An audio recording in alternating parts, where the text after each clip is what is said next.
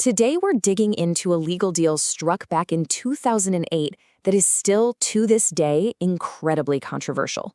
It's a story that involves power, wealth, and a justice system that many felt was bent for the influential. So let's unpack what happened. This wasn't justice. This was a secret sweetheart deal. You know, that single quote from an attorney representing the victims, it just perfectly captures the outrage. For so many people, this wasn't just some routine legal disagreement. It felt like a complete betrayal of the system. And that sense of betrayal is exactly why this plea deal became such a lightning rod. It kicked off this huge national conversation, forcing people to ask a really uncomfortable question. Is our justice system truly blind, or does it kind of peek out from under the blindfold when the rich and powerful are involved? Okay, so here's how we're going to break it all down. First, we'll see exactly why this deal was so denounced. Then we'll get into the original accusations that started everything. After that, we'll look at the controversial agreement itself, explore the intense fallout, and finally, talk about its lasting legacy. So let's just jump right in. Why are we still talking about a plea deal from 2008? I mean, what was it about this one particular agreement that made it so explosive, it just never really went away? Well, the firestorm wasn't about just one thing. It was really a perfect storm of issues. You had a secret process, what looked like obvious special treatment for a wealthy person, and maybe most importantly, the fact that victims were allegedly shut out of the process completely.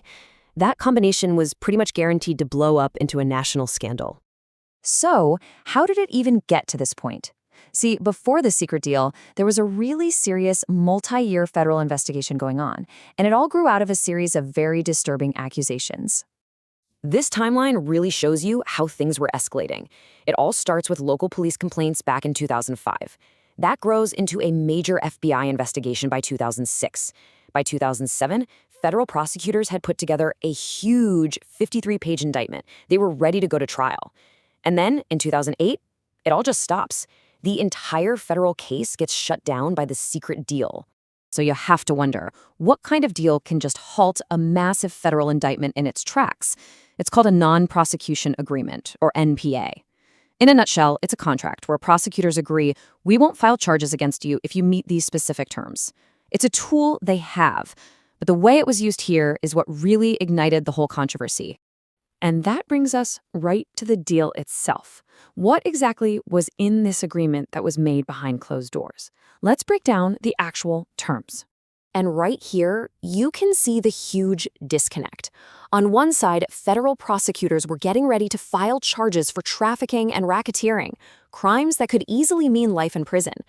But on the other side, you see the actual outcome, a plea to two much lesser state charges, only 13 months served in a county jail, and, this is the big one, full immunity from that entire federal case. He would never have to face those really serious charges. And then you see this number. 36. That's how many victims were identified in that federal indictment. Now, under federal law, they should have been consulted. But they weren't.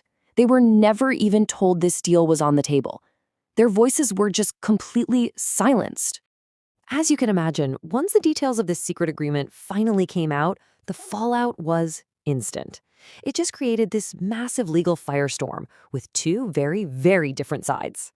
On one side, you had the prosecutor, who basically argued this was a pragmatic win. It guaranteed a conviction, it meant no long, risky trial, and it got financial restitution for the victims. But the critics' view was the complete opposite. They saw this as proof of a two-tier justice system, one for the wealthy and connected, and a different one for everybody else. They argued the secrecy and the leniency were just an insult to justice. And here's the official defense, straight from the lead prosecutor.